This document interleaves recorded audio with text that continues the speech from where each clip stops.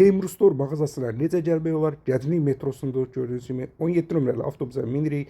Heydər Əliyev adına müasir təhsil kompleksidir. Bax gördüyünüz kimi, bax burada düşürük avtobusdan. Bax bu istiqamətdə gedirik İkirə qoşa o mavi rəngdə olan bina Rusiya səfirliyidir. Rusiya səfirliyinin yanından bax buradan sola piyada keçidindən keçirik. Bax burayla da keçirik. Qarşımızda Türkiyə səfirliyi. Türkiyə səfirliyinə çatmamış bax burada avtobus dayanacağı var. Qaydanlar bax buradan avtobuslarla qayda bilərsiniz.